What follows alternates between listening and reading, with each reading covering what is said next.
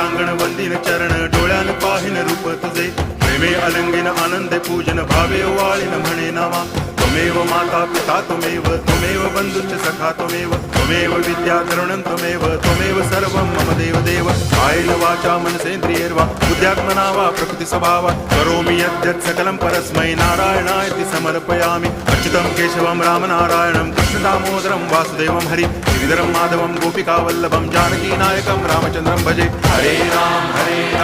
Ram Ram Hare Hare Hare Krishna